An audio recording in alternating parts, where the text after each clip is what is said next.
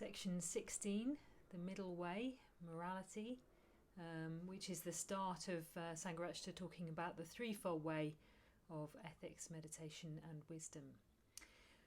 So he starts off with talking about the middle way in general, and the reason that he does this is because ethics is more commonly associated with the middle way as being the middle way between hedonism and asceticism.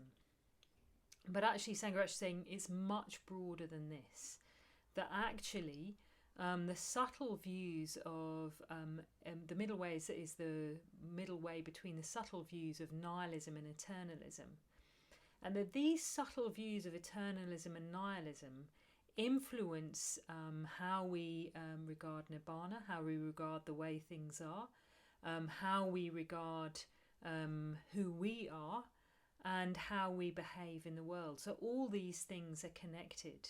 You can't separate out one from the other. So I did see the other day a Facebook meme with a chalkboard outside a cafe saying, "It doesn't matter what you believe, it's what you do."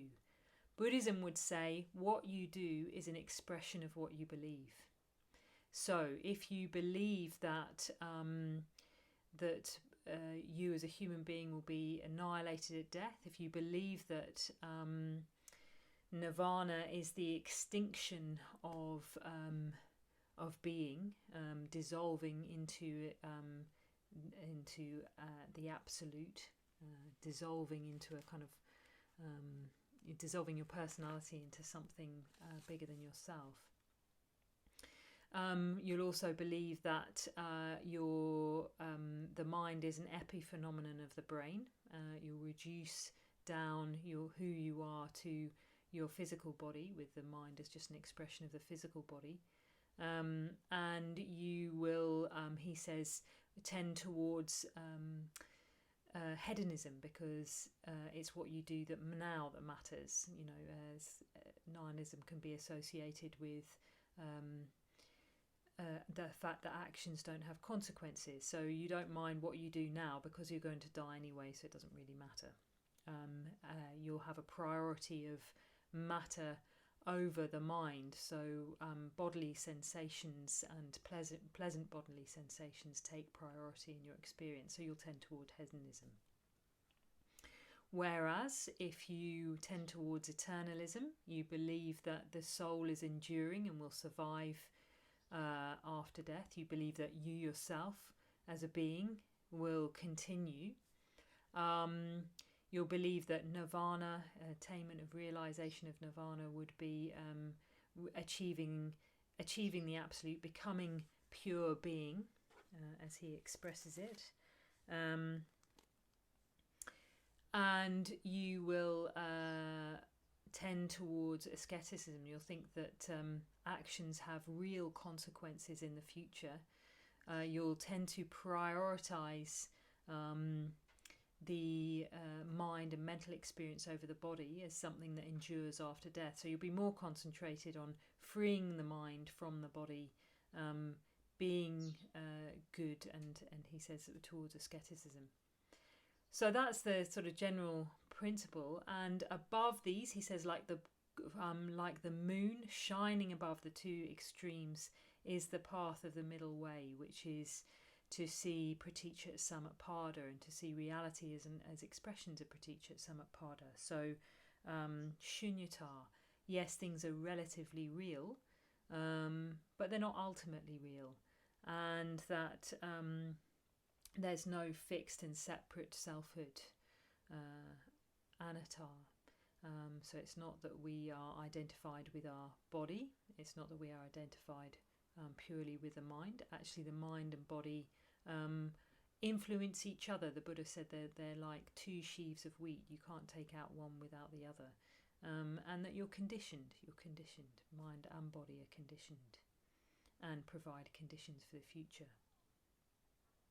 And instead of being tending towards asceticism and hedonism, we see natural morality. So natural morality, says, is an expression of behaviour when you see more closely the way things are, is an expression of understanding that, yes, within reality itself, there's the kind of mechanisms for ethics. So he does have this quote about, in terms of natural morality, he says that natural morality is an integral part of that eternal and immutable order of the universe, one aspect of reality in accordance with which a man must live to attain the highest. So within Praticca Samutpada, within the nature of the world, there is a kind of, yes, one might say an ethical universe, that's how it's sometimes expressed, but it's also within the workings of the world, there's the workings of karma, that positive actions have positive results. There's the workings of the spiral path. There's the workings of the world that mean that, yes, if one is unskillful, suffering will follow, and if one is skillful, happiness will follow. And there's the potential for acting in line with reality and then understanding reality. I suppose one way of putting it is that, and as he puts it, is that if one sees the way things are, if one's an arahant or enlightened, the only natural response is to act skillfully, is to act ethically, which we'll come back to. But that's one thing you might want to reflect on in a bit more detail. What does it mean to talk about an ethical universe? So he's making this point to show that ethics, yes, arise out of an understanding of the way things are as being above the extremes of eternalism and nihilism. And looking at eternalism and nihilism in one's life becomes ever more subtle. I think over time what I've seen about eternalism is that it tends to be a view of the world, probably associated with bhavatanha, with the desire for being, that pays subtly more attention to things coming into being than things going out of being. So this being, that becomes, from the arising of this, that arises. Bhante says it's attributing ultimate reality to what's only relatively true. Whereas nihilism is subtly paying more attention to what's coming out of being, this not being that does not become, with the ceasing of this that ceases, and paying more attention to sort of endings and attributing more reality to endings. So he says, Sangharakshita says that we attribute what is illusory reality to what is relatively real. So we think what is relatively real is an illusion. So yes, it's a subtle priority of attention.